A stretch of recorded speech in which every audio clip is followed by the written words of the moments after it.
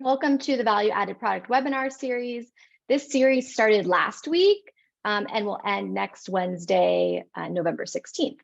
Each webinar in the series covers content related to value-added products, and the goal of the entire series is to help farmers refine and vet any value-added product ideas that they might have, as well as prepare for the next round of the USDA's Value-Added Producer Grant. As I mentioned, my name is Grace, and I'll be the one leading us through the majority of today's presentation.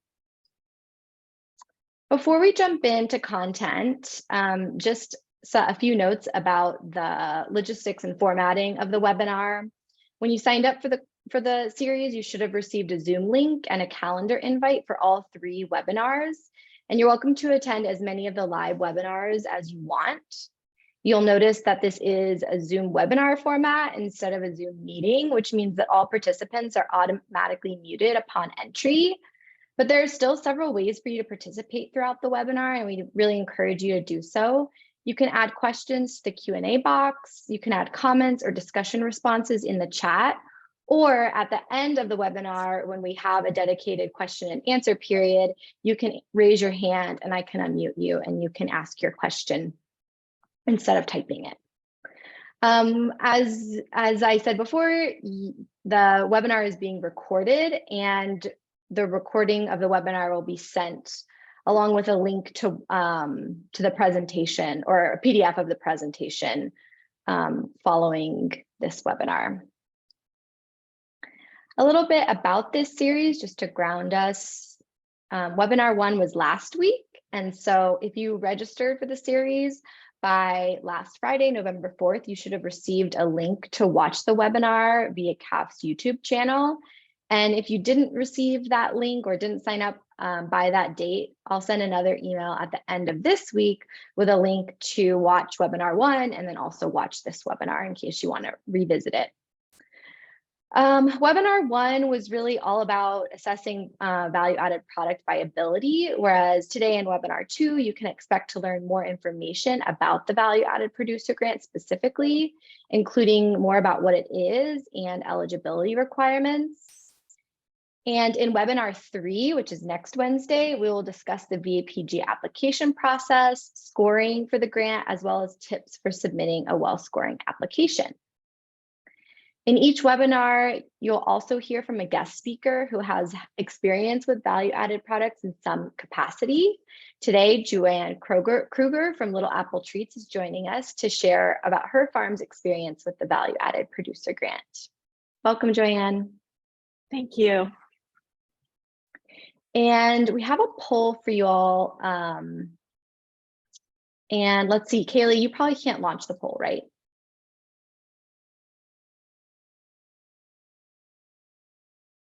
I'm thinking maybe not. I'm going to go ahead and launch the poll. So we have some poll questions throughout the webinar today. And so I'm going to go ahead and launch the first one. And we're really just interested in learning more about your interest in the grant. So you all should be able to go ahead and participate in that. And we'll give it a couple more minutes or a couple more seconds.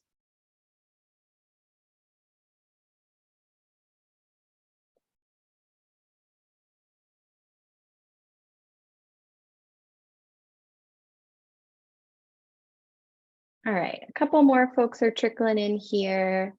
I'm going to go ahead and end it in just a moment.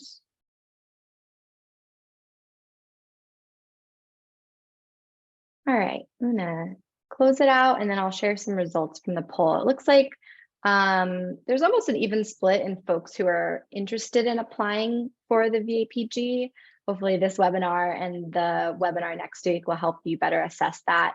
And then it looks like everyone here has not previously applied for the grant. So welcome, folks. Hope this is helpful for you. I'm going to go ahead and stop sharing. And then go ahead and move on. I'm just monitoring the chat here too. So if I stop talking for a moment, I'm just kind of trying to keep an eye on everything. All right, So just a quick note about this series. All content for this webinar series was created in collaboration with Ellen Rawley from Ellen Rawley Creative and Strategy. Ellen Rawley Creative and Strategy helps farms and food businesses launch and grow profitable product lines. Ellen's go-to-market services include organic and food safety compliance, grant writing, and product strategy. Ellen attended the first webinar and answered lots of questions from participants, and will also be our guest speaker for the third webinar. So a little bit about Community Alliance with Family Farmers, or we're also known as CAFF. We're the ones that are hosting this webinar series, and we provide a number of services to support small to mid-scale size family farms. We are a nonprofit based in California, and we have staff located mostly throughout the state, but mostly concentrated in Northern California at the moment. And we provide services for farmers at no cost related to wildfire resilience, small farm technology, food safety, connecting farmers to various markets, helping farmers conduct research trials on farm and adopt ecological farming practices. We also connect with farmers and make sure that their voices are being heard in Sacramento and Washington, D.C. through policy advocacy. And then we're also hosts of the California Small Farm Conference, which happens every year around late February, early March. So I encourage you all to check out our website for more information. So just a brief introduction of who I am and who Kaylee is. I'm the Farmer Services Program Manager at CAFF, and Kaylee Feiereisel, who's going to be dropping some links into the chat today, will be helping answer some questions as well that come up, and launching some polls. Kaylee's having some internet troubles, so we'll take as much help as we can get from Kaylee. Thanks, Kaylee. And then as we begin the second webinar, we want to name our main learning objectives so that you all have a better idea of what to expect from the next hour and a half or so. After attending this webinar, you should be able to describe the USDA's Value-Added Producer Grant Program. The program is also referred to by its acronym VAPG, and I'll probably be using the terms interchangeably. So just in case that wasn't clear, the VAPG means the Value-Added Producer Grant. You should also be able to determine whether your business and value-added product are eligible for a VAPG, and if the grant program is a right fit for your product and your goals. Our guest speaker, Joanne, will also help identify benefits of the Value-Added Producer Grant for farmer-led businesses. Before I begin, I also just wanted to recap the first webinar, in case you're wondering what we covered, and if you want to spend a couple of hours or maybe less time reviewing the recording of that. In webinar 1, we introduced key questions to use to evaluate the viability of your value-added product, either a new product or one that you already are producing. The key questions were taught through the lens of the product development process, which you can see on this slide. The process includes creating your value-added product idea, determining feasibility, addressing development requirements, testing a small batch of your product, and deciding what scale to produce your product. In going through the process, we reviewed business basics such as identifying your target market, competitors, and identifying and calculating your cost of goods sold, operating expenses, and a competitor price comparison. We also tested different price points to maintain a suggested 50% margin in both retail and wholesale markets. We also reviewed food safety and food processing licenses necessary to safely produce value-added products and sell them in different markets. And finally, we discussed the importance of small batch product testing to collect feedback from customers about your product, packaging, look, price, and taste, and using that data to decide on what scale to produce your product. We heard from Marilee Olson from Preserve Farm Kitchens, a co-packer based in Sonoma County in California, about what it's like to work with a co-packer and some advantages of value-added products for farmer service or for farmer businesses that Marilee has witnessed over the years. And I'm just going to launch another poll to see how many folks who are attending today also showed up for the webinar last week.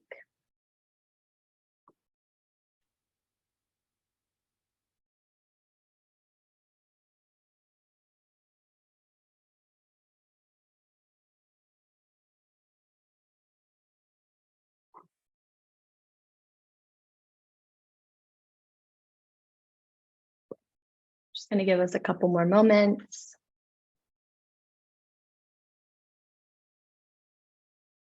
All right. So it looks like most folks did attend last week, so welcome back. And for those of you who didn't, thanks for joining us today. If you did miss last week's webinar and are interested in some of the topics that I just mentioned, definitely encourage you to check out the YouTube or the video on our YouTube channel. And I see someone's asking a question about it. We can drop the link in the chat in just a minute with the recording, but it's on CAFF's YouTube channel. So if you go to our website, you should be able to find a link to take you to the YouTube channel, but I can drop a direct link too in the chat.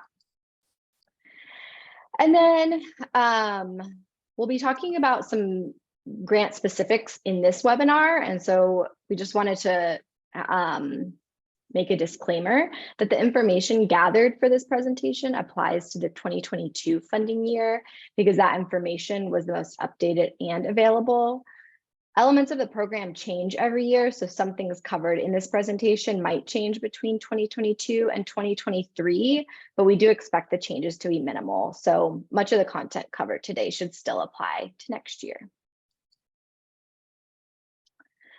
So a little bit about what the VAPG is. We have this quick facts slide. The Value Added Producer Grant provides funding to agricultural producers to create or expand value-added enterprises with the goals of expanding market opportunities and increasing producer income. The grant program was established way back in 2000 and has been funded through the Farm Bill since 2002. It's administered through the USDA's Rural Business Cooperative Service, and the program receives permanent mandatory funding each year, although the yearly allocation does fluctuate. The program has been increasingly competitive over the years. Just to give you an idea of what that looks like, in 2022, 342 eligible applicants requested more than $54 million. But $32 million of the awarded funds went to the 197 applicants with the highest scores, which means that a little over 55% of applications were awarded. Before we get into some of the details of the grant, I wanted to show a quick video of a video of farmers speaking directly to why they think the Value Added Producer Grant has been valuable to them. So I think to do this, I need to stop sharing this screen.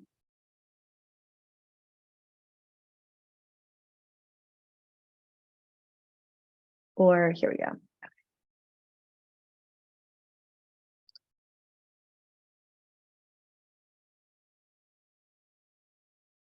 All right, so we'll pause for a moment and hear from some folks. Hopefully the audio is going to work. Let me see.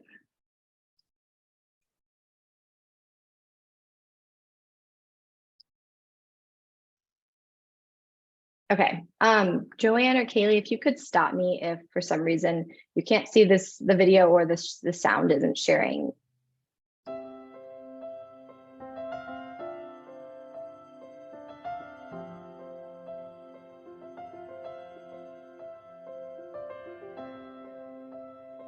The grant we read about in the Farmer magazine, value-added production, is something that we've been a part of for generations. Most new businesses don't make a profit for the first 5 or 6 years, But luckily, because of the grant, we have probably been able to do it in 3 years. So the one that we did a planning grant as opposed to a working capital grant. And so it was definitely focused on the feasibility study and making a business plan that we could take to a bank and be able to ask for funding. I think it can be very successful for anyone if utilized right. I mean, you definitely have to have a great plan. Value-added producer grant is a lot of work, but it's also very rewarding. It can be used very effectively for advertising, for packaging, for additional labor. I will say that having the value-added producer grant dollars has afforded us some areas to do that. It just really showed us the importance of advertising and, you know, just getting your name out there. You want to be able to take something where you can measure where you're at with it right now, and you can measure success with it. Whether you're trying to raise blueberries in Georgia or Ossabaw Island pigs, the grant helps everyone. That's what the USDA is here for. I think a lot of people don't realize that on the farmer side, the USDA is here to improve farming in America. USDA has great resources themselves. Even though you're getting the money from them, they're willing to help. The gentleman I work with at USDA has been fantastic about customizing reporting systems for me, and I would say that anybody who's going to spend money on a grant should reach out to their local office first. It's definitely worth consulting with someone, you know, at your local office, because they'll have good ideas about what kind of things qualify, which will help you kind of narrow down a focus. At first, when you hear about it and you look at the application, it looks a little scary, but it really isn't. Don't be afraid of it. Don't be daunted by it. It is possible. And if you want to be a farmer who's also a business person and you want to take your business to the next level, then I think that this is a very, very valuable grant. I feel like writing the grant ourselves kind of helped us really learn more about the entire process and really what the grant was about and what it was used for and that type of thing. For us, the value-added producer grant really gave us a different mindset on how to go through the right paths for expansion. It's been a tremendous asset to us. It's propelled us forward like 10 years that would have taken us to get to this point. Oh, the grant has helped us tremendously in terms of marketing our products and creating very good branding. If you're looking for a way to kind of boost your business, step up your game a little bit, the value-added producer grant was wonderful for us and is definitely worth our time. I think that it's a no-brainer to at least give it a try. Definitely go for it. No question about that. Even if you don't get it, it will enrich your process. Oh, I would say that it's an excellent opportunity to help grow your business. It is absolutely your platform to take your farm to the next level.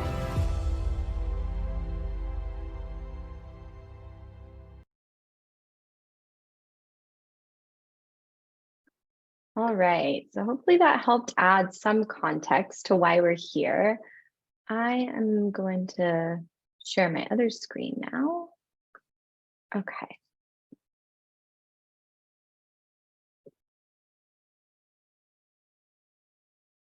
So let me just get my screen all ready. Okay. So there are some concepts or information that was mentioned in that video that you might be asking, like, what does that mean? And so some of that we're going to get into today about specific grant requirements and eligibility requirements. And then the application part of the grant is something that we'll cover next week. So as much as you can, if you have specific questions about the application process, if you can hold those until next week, because we've kind of broken the content up into 2 weeks to make it more digestible, and focus questions today on eligibility related components of the grant. So for those of you who joined us in webinar 1, you might remember that we started off by reviewing the USDA's definition of value added to help illustrate the different ways to make and sell value added products. And so the information here defines the types of projects that are eligible for the value added producer grant. So I'm going to go ahead and read these, and then we have some examples on the next couple of slides. Commodity processing projects, which increase value by changing the commodity's physical state. Commodity segregation, which increases value by keeping the commodity physically separated in production and distribution. Market differentiation projects, which increase value by marketing the commodity's special identity or character. Local food projects, which increase value by marketing food for local markets. on-farm renewable energy projects that realize value by transforming natural resources into energy on the farmstead, and then mid-tier value chain projects, which increase value by linking farmers with local regional supply networks in which they are both equal partners. So it's kind of some technical jargon that's taken from the grant, but to put these definitions into practice, we have some examples. So an example of a commodity processing project would be a farm that processes cosmetically damaged sweet potatoes into dehydrated sweet potato dog treats and sells direct to consumer through farmers markets and their CSA program. An example of a commodity segregation project would be a farmer cooperative selling their non-GMO feed into new markets. A market differentiation project example is a farm that packages organically grown fresh herbs into branded and specially designed clamshells.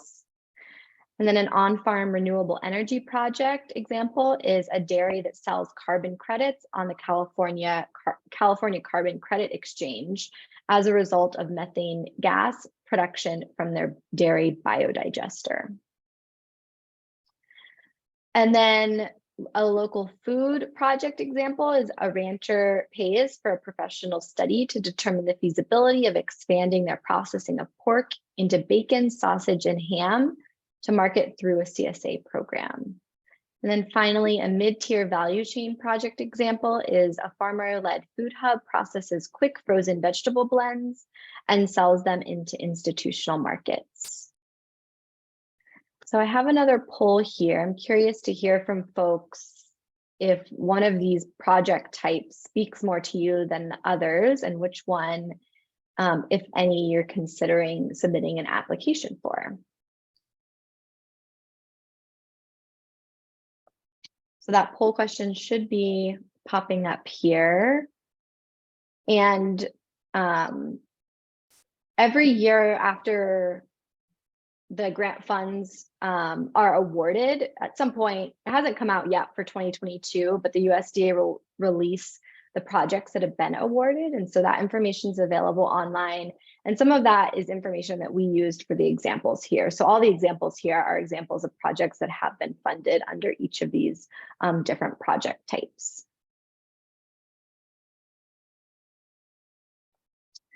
Okay. I think I'm gonna stop our poll, maybe give us a few more seconds. Yeah, Tammy, seeing your comment in the chat, it was a little bit too quick, and totally recognize that you might not be sure quite yet. And so this information will be available to you after, and hopefully it's something that as you continue to think about your project and also this grant, you can decide. I will say something else about something that was mentioned in the video is that many folks mentioned working with their USDA rural development reps, and that's something that we'll talk about more next week. But it is a resource that lots of folks can take advantage of, and something that potentially that representative would be able to help you decide which project type is the best fit for your product.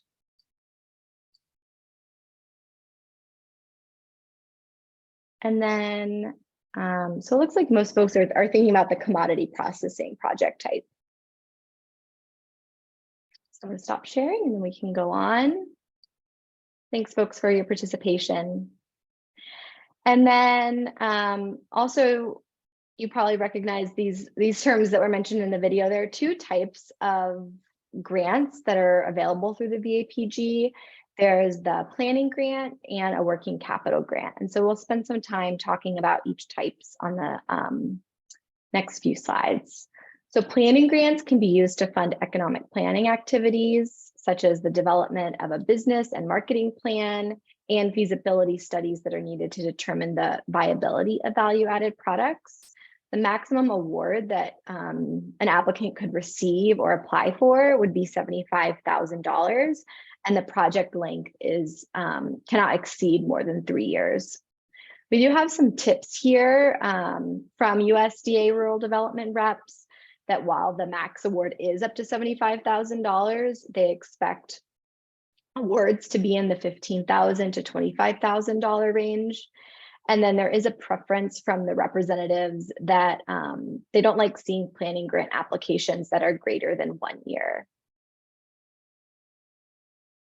Working capital grants can be used to fund the operation of a value-added business venture, specifically to pay for eligible project expenses related to processing, sales, distribution, and/or the marketing of value-added products. The working capital grant maximum award is $250,000, and again, the project length can be no more than 3 years. There are 3 types of working capital applications that an applicant must select from. The 3 types are a simplified application, an emerging market application, and a market expansion application. And we'll get to a little bit more about how to decide which application to apply for in the next slide. But there's also a note here that applies to both working capital grants and planning grants, that applicants are only eligible to apply for one of each of these each grant cycle. So you can't submit an application for both planning and a working capital grant. You'd have to choose between one or the other. And then applicants can only have one active grant at a time.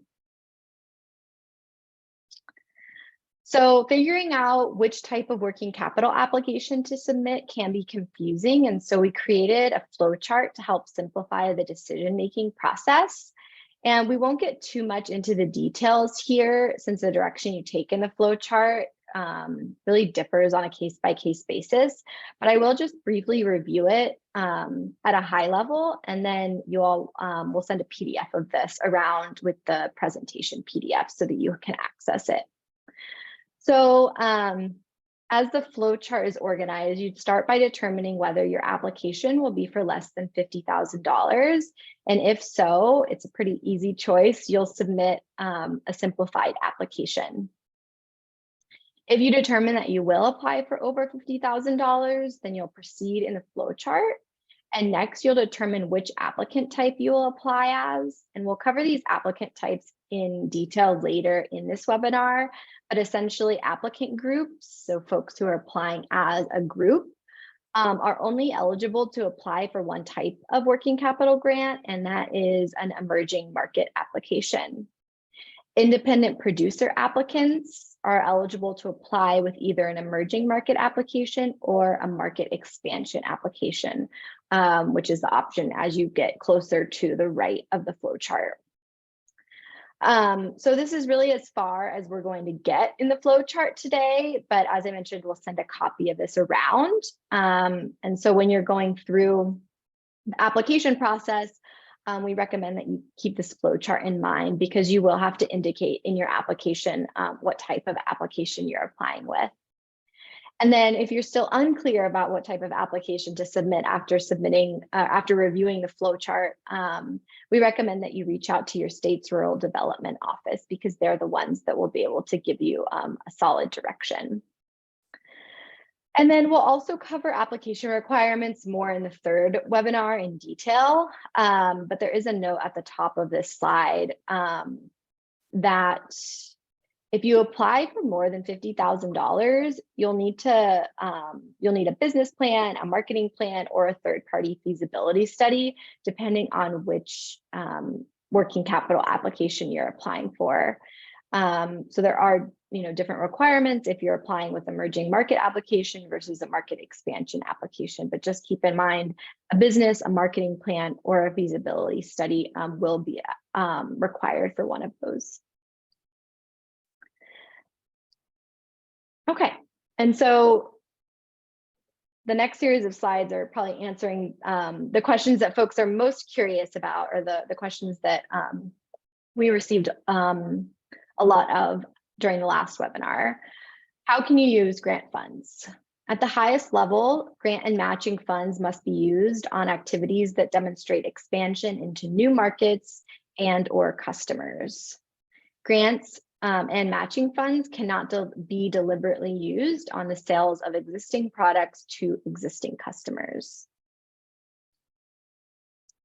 And then at a more granular level, applicants can only use grant funds for certain activities. And this slide has some examples of eligible expenses for working capital grants. So working capital grant funds can be used to design or purchase financial accounting systems for the project, for credit card transaction fees.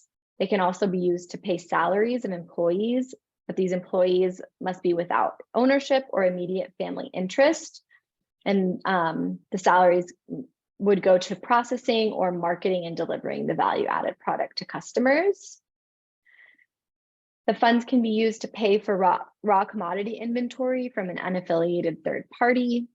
They can be used for processing costs. So an example of this might be working with a co-packer or renting a commercial kitchen or small scale processing supplies, such as a dehydrator, as I mentioned, or we spoke about in the previous webinar.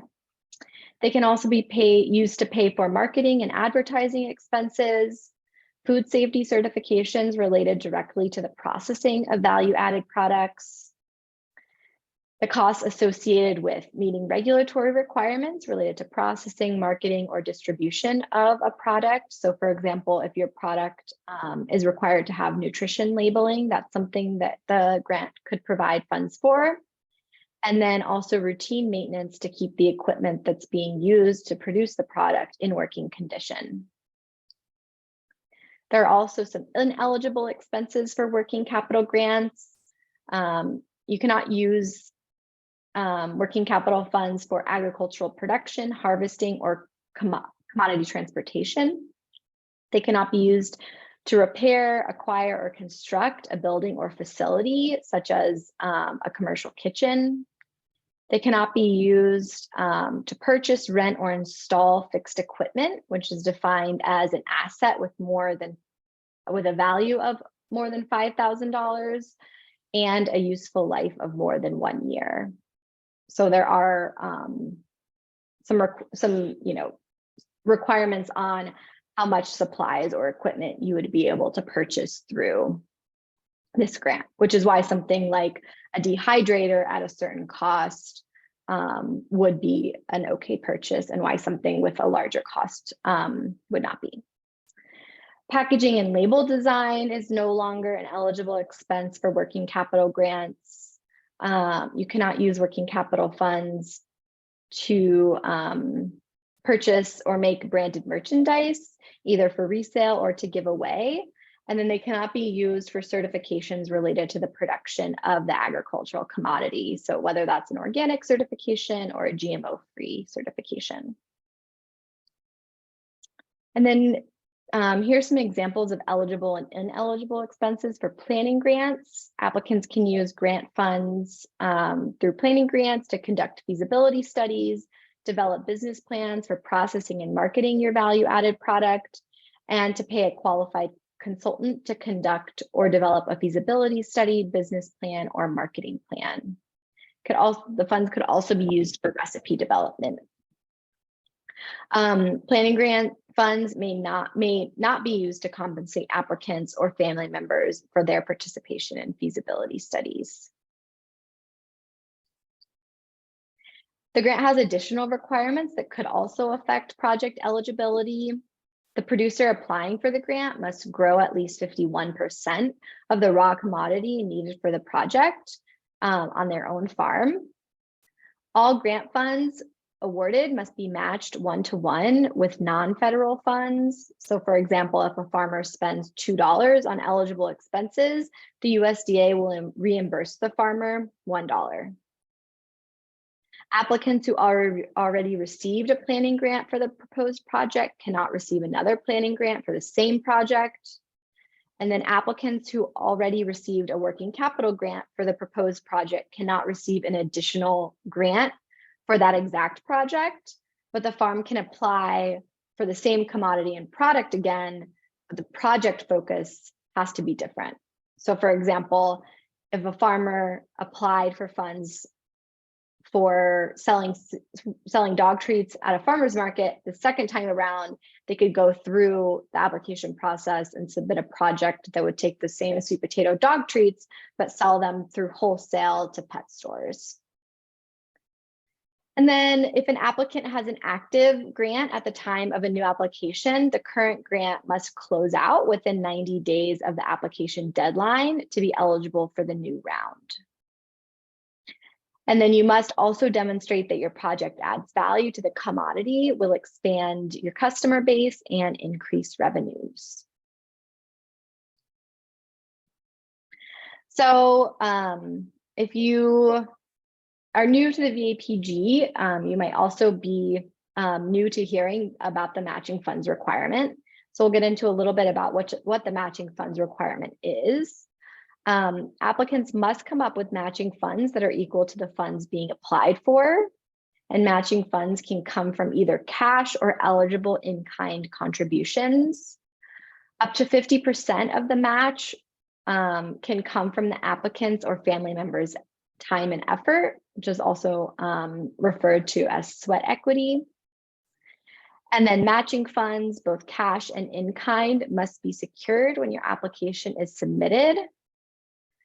And then a tip here that we have is that before the pandemic, having some cash match contribution increased your application score. And this came from Ellen Rawley of Ellen Rawley Creative and Strategy. And I think there's still some assessment and evaluation of whether that's still true now, but it's certainly true pre-pandemic. So similarly to the eligible expenses, we also have some examples of eligible in-kind contributions. So as I mentioned, the applicant's time and effort spent on the project, space to conduct project activities, equipment, volunteer time, or unpaid services provided to the recipient by an individual or an employee working on a project. So this would be something that doesn't involve the exchange of money or cash. And then donation of a office space or meeting rooms, and then the raw commodity process during the grant period, which can be valued at government rates.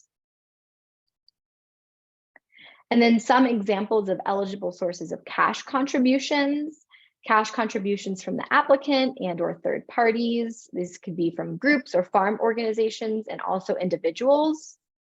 And these could be in the form of direct cash, supplies, or personnel hours that are going to be paid can count toward cash contributions. You can also use bank or county financing as an eligible source of cash or revolving loan funds. And so an example to help illustrate the matching funds requirement is on this slide. So say, for example, a farmer submits an application for a working capital grant to expand production of their preserved tomatoes and enter into new markets. The farmer is applying for $49,000 total, which also means that they'll be applying using a simplified working capital application. So as part of their application, they also need to indicate where $49,000 of matching funds will come from. And so in this example, the farmer will contribute half of the matching fund amount, or $24,500 of their own time as an in-kind contribution. And so the $24,500 is calculated by multiplying the number of estimated hours that the farmer will spend on the project, which is 950, by the USDA's Economic Research Service rates for agricultural labor. So when estimating the hourly rate, the USDA wants, or I guess when estimating the hourly rate, or really putting estimating or using any kind of in-kind contribution, you'll have to put a value to that to show how it's contributing to the overall amount of the matching funds. And so in the case of labor hours, the USDA will want you to use recent data to estimate how the total cost of those labor hours, the total value of those labor hours. And so the ERS resource that we used is from 2020, and hopefully you all can see that in the chat. And if not, I can drop it in there. And so we used the resource from 2020, but we could probably use it for another year before it's outdated. So just keep that in mind, that you want to use relevant data to support what you're saying in your grant as it relates to in-kind or matching funds. And then you also want to use data that's relevant for the position. So the farmer here would want to use an hourly rate for a supervisor or managerial position. And then in this example, the farmer would provide the remaining $24,500 in cash to reach a total of $49,000 in matching funds. And then here's the link that we used for determining the labor rates for agricultural workers. Okay, so now we're going to switch gears and we're going to hear from Joanne from Little Apple Treats, and we'll finish discussing the grant requirements, other grant requirements, when Joanne finishes with her presentation, and then we'll spend the remaining time doing a question and answer with Joanne at the end of the webinar. So welcome, Joanne. I'm going to go ahead and stop sharing my screen so that folks can see you there. Welcome. Okay, thank you. Nice to be here. So we're going to start off, and it's a pretty kind of informal conversation. So I'm just going to start off by asking a question. I'm hoping that you can describe your farm, a little bit about its history, and then talk about the value-added products that you all produce. Then we'll go from there. Okay, so my husband and I farm 22 acres in Sebastopol. Our farm was actually planted in 1973 as a processing orchard. So everything here went to freeze-dried apples, kids cereal, blueberry cereal, Apple Jacks, and applesauce, and a little bit of juice.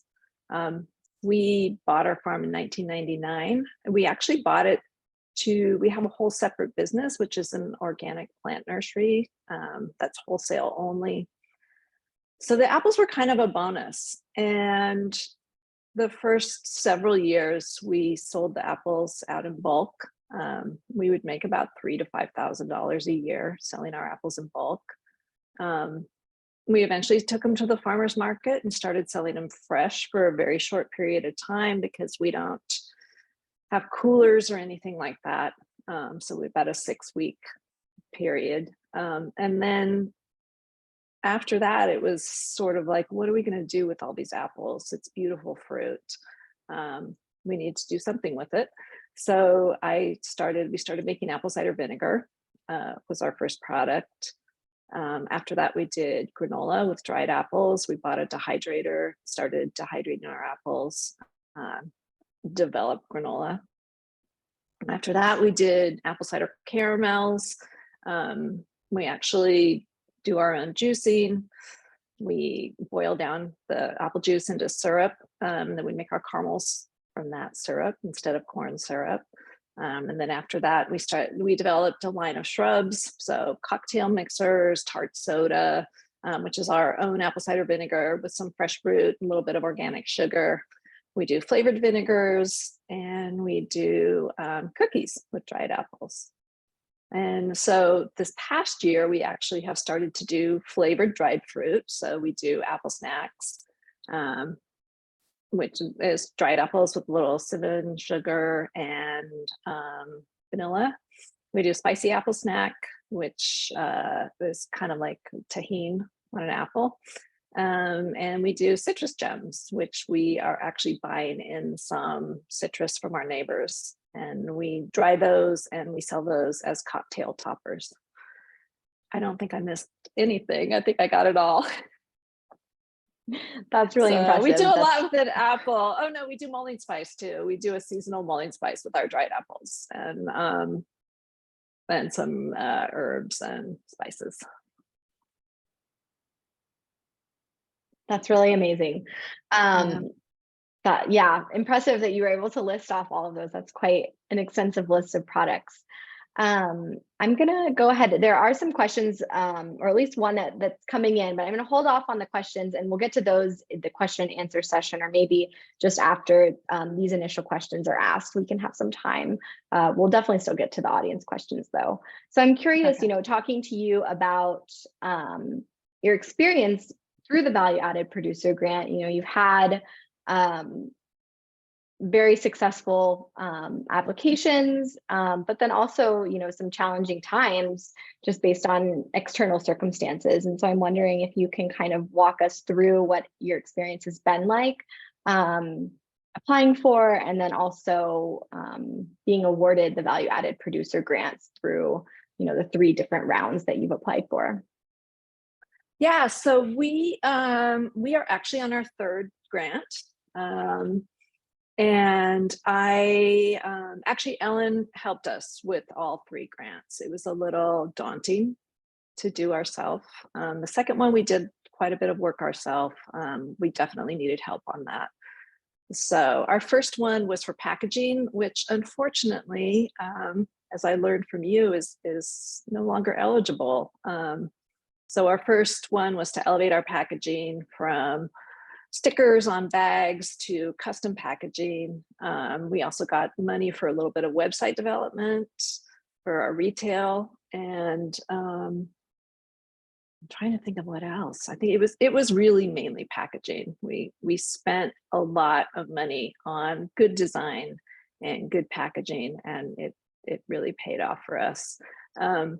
Our second one was that we wanted to, so we do a jar of mulling spice, which is our dried apples, our dried roses, hibiscus flowers, and spices. And that's been really great for us. So we wanted to do a line of tea. And so we thought we could do some flavored tea by drying apples and adding that with some other flavors, contracting with a friend of ours to dry some herbs for us. And we got about a third of the way in, and this was 2017. And then the Tubbs fire happened, and we had no power for 2 weeks, and it was during harvest. And we just could not catch up to dry the apples for this project. Unfortunately, my friend who was going to do some of the labor for us, growing some of the herbs for us, passed away. And so that was a double whammy, and we gave the money back, or we actually didn't use it. We wrote a letter to the USDA and said, we can't continue with this. We had done some additional development on the mulling spice, and so we used our funds for that. But we stopped. We gave up this project and said, this isn't going to work for us anymore. And I like to share this story because I want to emphasize that it's okay to fail, and it doesn't affect you in the future because we got a 3rd grant. So yeah. And can you talk a little bit about the 3rd grant that you received? Yeah, so our 3rd grant, we're focusing on wholesale. So it's mainly to develop a wholesale website. And then we also are developing some packaging for our shrubs and our vinegars. And the couple of reasons we need this wholesale website: we have a really great retail website. We wholesale mainly. We have a lot of our own clients that we've picked up over the years. In addition to that, we're on a wholesale website called Fair, which has been really great for us. But we realized that if we send people to Fair, we're also sending them to our competitors, right? Because it's a big aggregate wholesale website. And if they go there to buy little apple treats, they might see another caramel they like that's a little cheaper. It's a little more, interesting to them. So in order to keep that at home and to keep our own clients, we're developing a wholesale website. The other part of our grant was packaging. We bottle all of our vinegar and all of our shrubs and wine bottles. Those come in cartons of 12. And the feedback that we've gotten from our clients is that that's just too much. They need a case of 6 so that 6 will fit on the shelf. Most stores these days don't want to have backstock. They just don't have room for it. So developing a custom carton was the second part of our grant. That's great. And then where are you doing the actual processing and packaging of your products? We built out our own commercial kitchen. So we do it here on the farm. And part of the reason we were able to do that actually is because of the VAPG money from our first grant, which covered so many of our packaging costs that we were actually to take that cash and put it towards building out our commercial kitchen. That's great. Were you previously using another space, or it's always been at the commercial kitchen on the farm? No, we were renting commercial kitchen space. And there's a lot of challenges for that. So schlepping back and forth, making sure that the equipment is actually in good repair. You know, we'd show up to our commercial kitchen and, oh, I'm sorry, the oven's broken, type of thing. And so bringing it all home has been really great for us. Great, thanks. And then I'm curious if you could speak to a little bit how your value-added products have impacted your brand visibility, cash flow, income, or the way that you farm, or kind of any and all of those. Oh my gosh. I would say once we had our packaging and our commercial kitchen, we were able to go from selling off our apples as a commodity for $3,000 to $5,000 a year to a high six-figure business. That's amazing. So, yeah. And then, do you have any other tips or takeaways to share with farms beginning with value-added products based on your years of experience with Little Apple Treats? Be really careful about your labor costs. Be really careful about your cost of goods. When we first started out, when we were doing our caramels at the farmer's market, we had handwritten labels, which was great when we had one employee who could sit and write those labels. And then as we grew, we had several people writing those. It was inconsistent. It was kind of sloppy. It looked kind of like Joe's Country Kitchen rather than the sophistication that we were trying to present. So packaging is a huge cost, and there's a lot of ways to save on that. Oh gosh, yeah. And for us, you know, having the VAPG pay for X meant that we could free up cash for Y. So, you know, it's been able to free up cash so that we can buy equipment to make us more efficient, to drive our costs down. Right. So equipment costs that you wouldn't be able to cover through the VAPG, you can allocate other expenses that are eligible for the VAPG to free up that cash to pay for the equipment. Exactly. Yeah, I've heard Ellen mention that a few times too. Yeah, it's really valuable. It is. And then there's a question in the chat. Someone is curious to know where you sell your products. We sell them a little bit locally. We sell them online through our website, littleappletreats.com. We about 80% of our business is wholesale. So we're all over the US, a little bit in Canada. And just kind of a follow-up question to that, kind of getting into the brand visibility component, but do you feel like, was there any increase in the types of markets that you sold to based on the design of the packaging that you all achieved through the first value-added producer grant? Did those kind of go hand in hand at all? I would say so. I mean, it just looked more professional. It looked like it went from something that you'd sell at the farmer's market to something you would see on a store shelf. For us, we first tried to go for grocery, and that worked out okay. But we really found our niche in small independent gift stores, small independent groceries, upscale bodegas, and like a gifting or gift basket industry. So there is a lot in grocery that I don't want to deal with, like slotting fees, having to use a distributor. We self-distribute.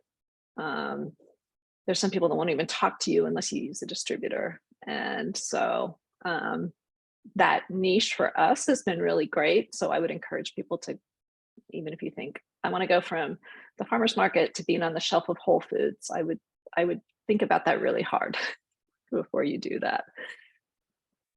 And there's another question in the chat that kind of speaks to how, you know, these wholesale clients are finding you. Do you use a sales rep to market your products at all? I don't. No. Us being on fair has been really great. And we have a really beautiful sell sheet and price list. So we do have a brand manager that works part-time for us. She assures that we email both of our wholesale and retail every week with a recipe, new products. Hey, it's winter, you might want to buy our cocoa mix and our mullein spice, that kind of thing. I'm not sure if I actually answered your question, but yeah, well, it sounds like there's some like customer service that you're providing that's not through a sales rep, but more so using the brand manager to help develop and encourage those ideas, but you're not using anyone who actually goes out and like pitches your product. No, we tried at that actually. We had somebody in Seattle who had both a showroom and somebody going out and pitching, and it was okay for us. I think they overpromised and underdelivered. It was not super efficient for us in the end, you know, having somebody bring us an order and then having to call and get a credit card, blah, blah, blah, that kind of thing. So I honestly think that that's kind of an old-fashioned way of doing business, is just pounding the pavement and visiting stores. I think a lot of stores, people are really busy, they're understaffed, especially after COVID. And, you know, most of ours is done online. Yeah, that adds, I think, additional context to that question in the chat. So thanks so much, Joanne. Yeah. That's all the questions that I have and all the questions that I see in the chat for now. So I think we'll switch gears back to finish the presentation, and then we'll come back together and finish up maybe the last 15 minutes or so and see if folks have additional questions. Okay, well, thank you. Thank you so much. All right, folks, thanks for hanging in there. You should all be able to see my screen now. And so we're going to get back into some grant requirements, some different eligibility components. And so you might be asking yourself, you know, what types of entities are eligible to apply for this grant? And overall, this grant is really geared toward helping farmers, and we can see that through the types of entities that we'll talk about. So the first entity that's eligible is an independent producer, and the USDA defines these as farmers, ranchers, and harvesters. And harvesters, examples of harvesters would be loggers and fishers also qualify. These producers must also be directly engaged in the day-to-day labor, management, and field operations of the subject agricultural commodity. So agricultural harvesters, people who contract out field production, or investors or wealthy people who own a farm and have other people run it for them, are not considered independent producers and would not be eligible to apply. Farmer or rancher cooperatives are eligible to apply, and these are businesses owned and controlled by independent producers that is incorporated or otherwise identified as a cooperatively owned business.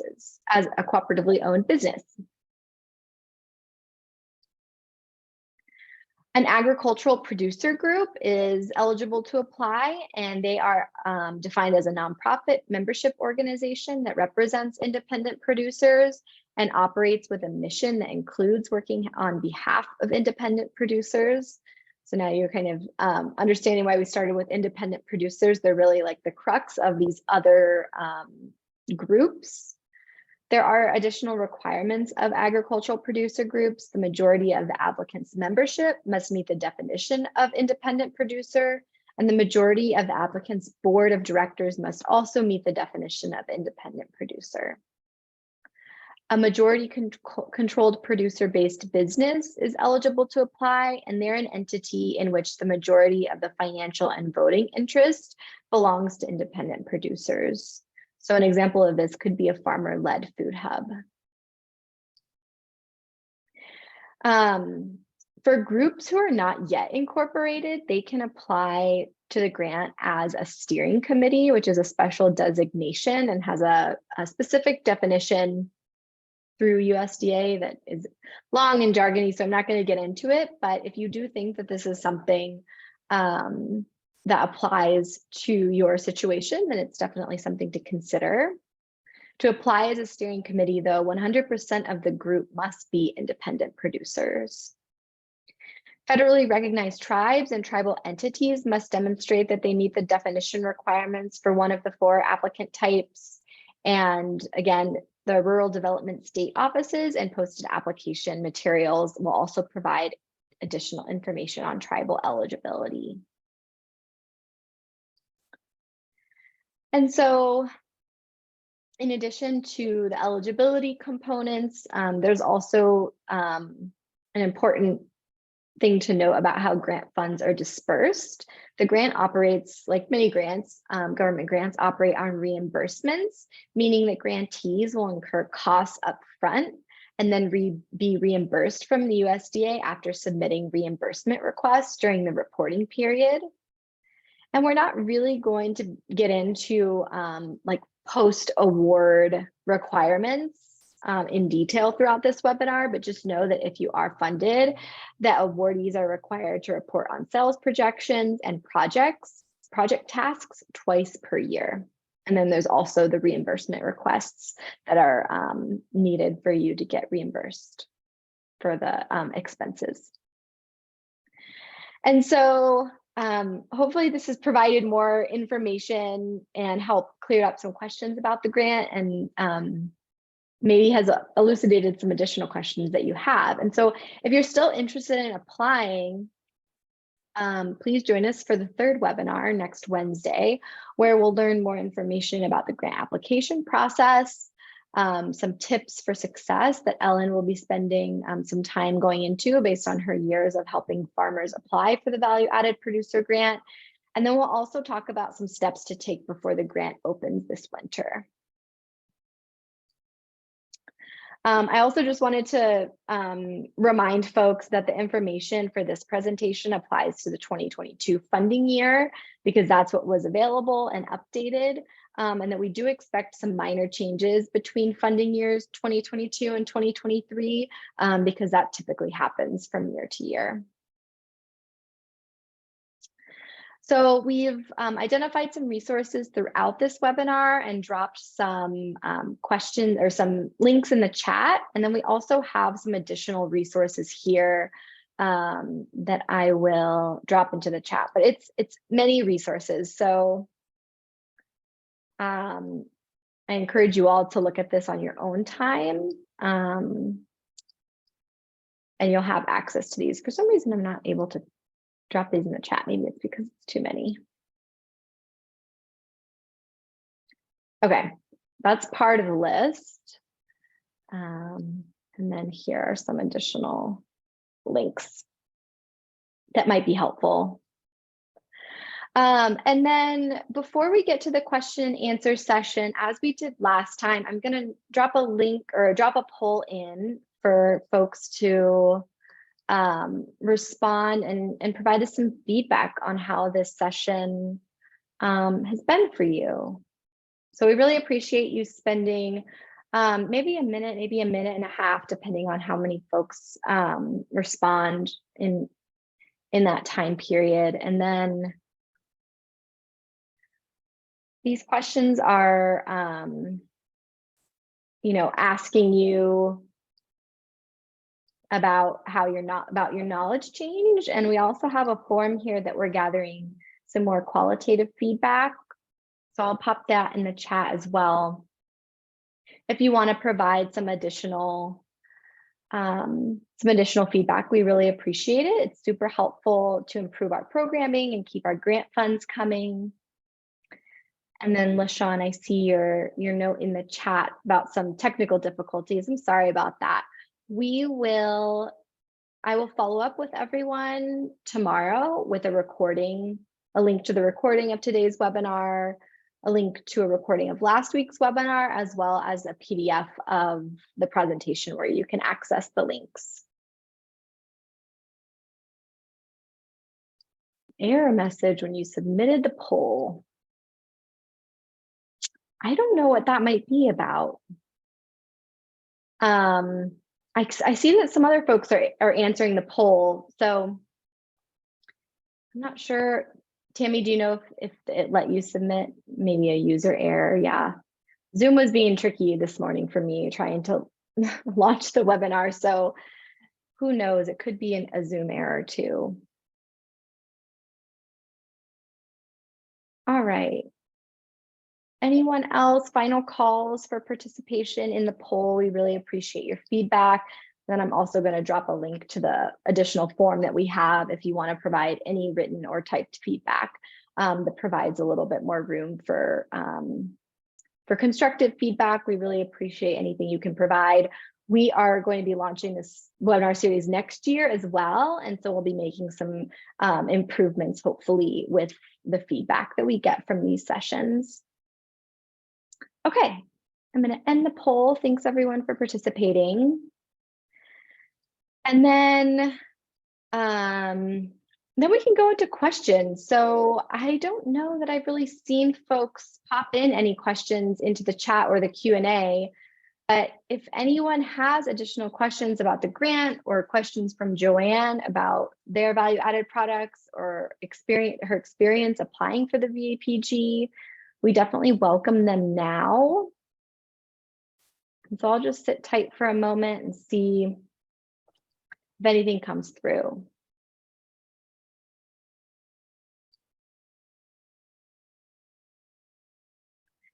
Question from Annie, is marketing material still eligible for funding?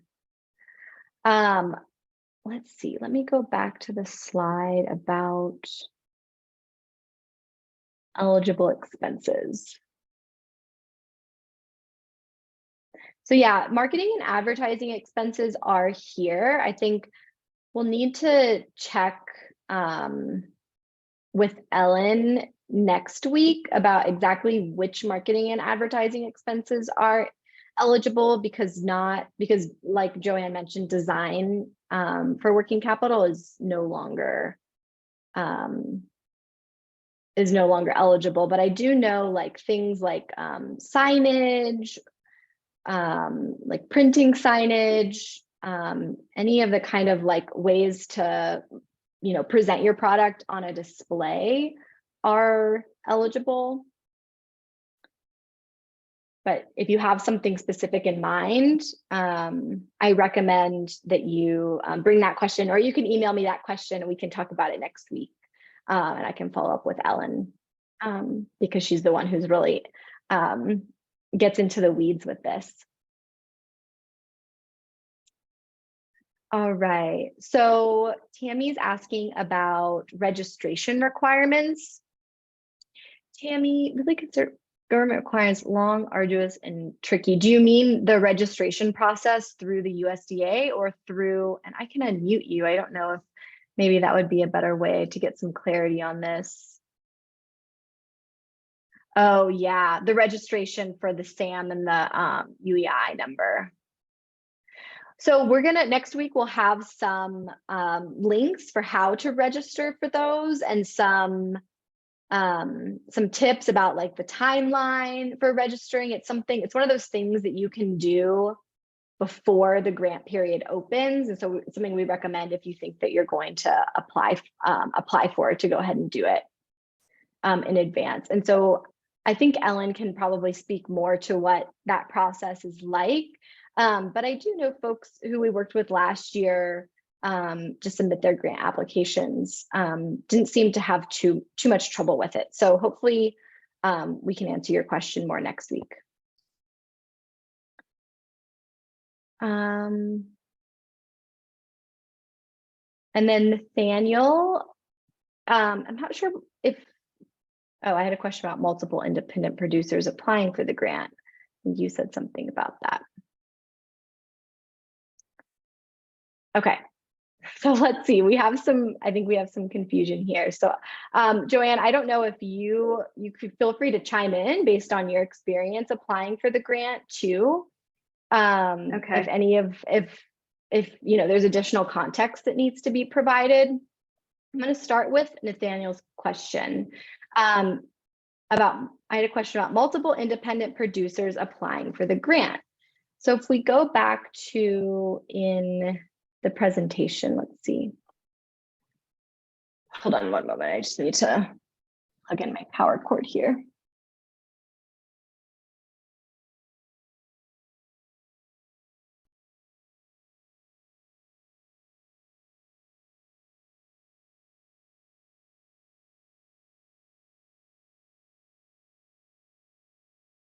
Okay, I think I'm back. Sorry about that, folks. Okay, let's see. So Nathaniel, there are multiple types of entities that are eligible to apply. Some of them apply to multiple independent producers applying for the same grant. And it kind of depends on what the designation of that entity is. So the USDA has these different definitions. So if you're a cooperative and you've your business status is that of a cooperative, then that would be the entity to apply for. And then same with the agricultural producer group, a nonprofit organization. So that group of independent producers would need to be designated as a nonprofit. And then a majority controlled producer-based business would be a business that is made up of independent producers, but it's a specific business that's been incorporated as a group of independent producers. The entity that might apply to your situation is a group that maybe not be legally incorporated as a group of independent producers. That could be, then you could apply for a steering committee. There's a definition that's provided by USDA that's lengthy. I can drop it in the chat because I have it here in my notes. But it would be something to assess, with you and your group of independent producers. And so let me just drop that in the chat here.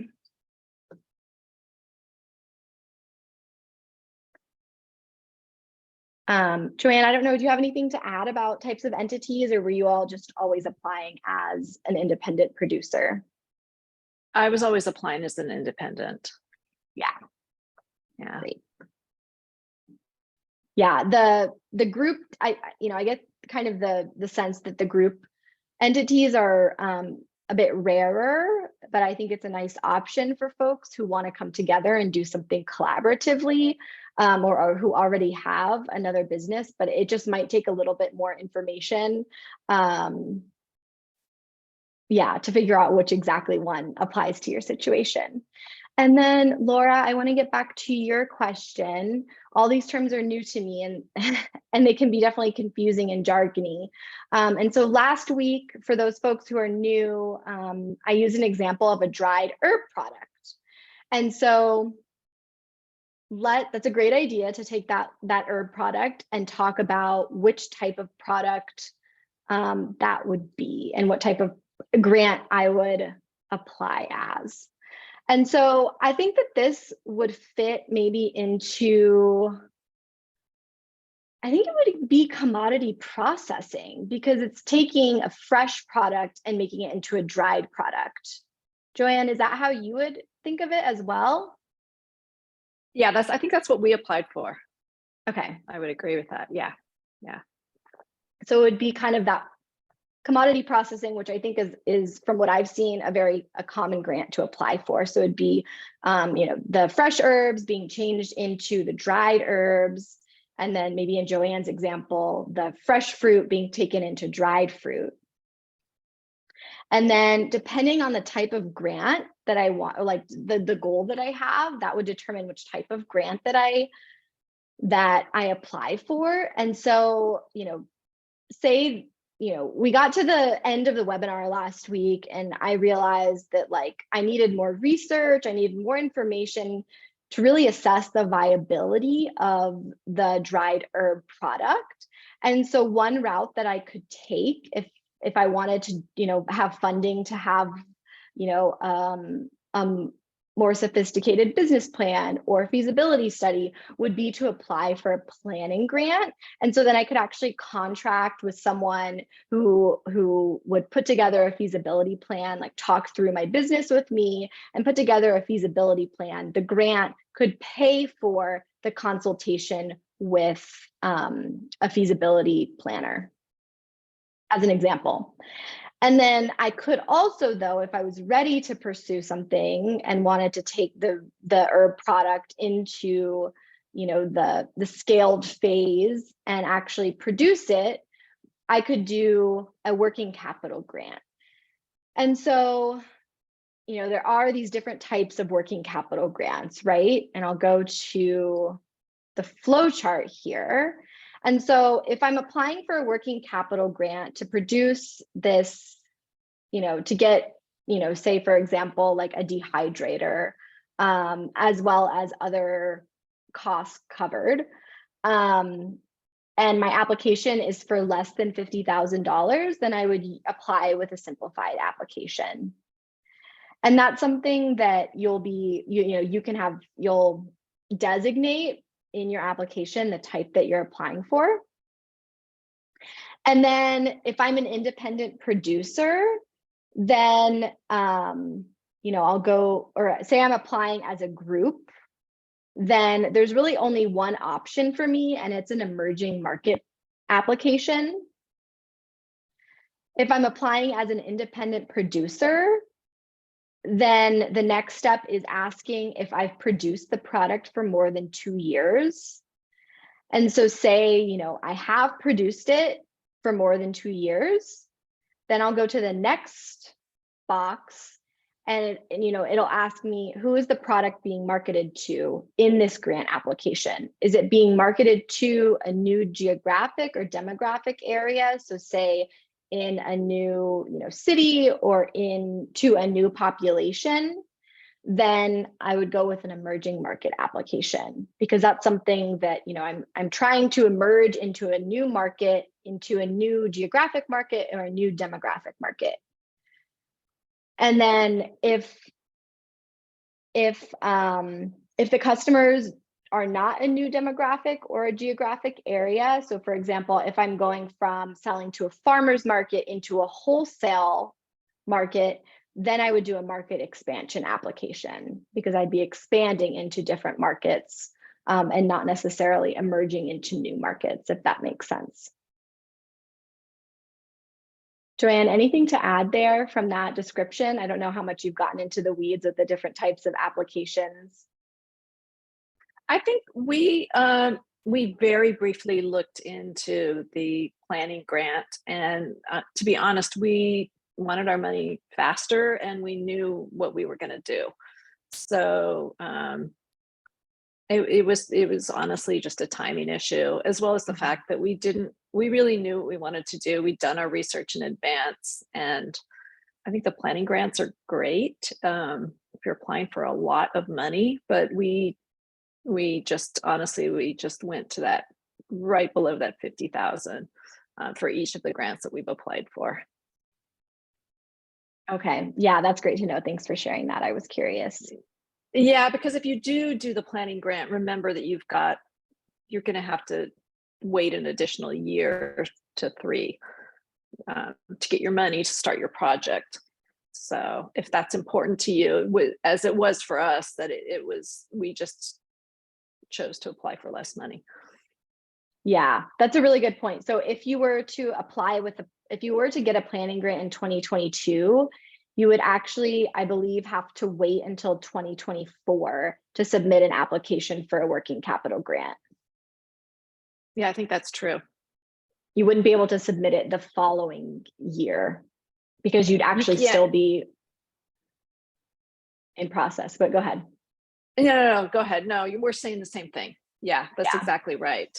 And Yeah, it's just, and then and also you cannot have two concurrently. So you would have to finish out that planning grant and then reapply with the next round for your actual working capital.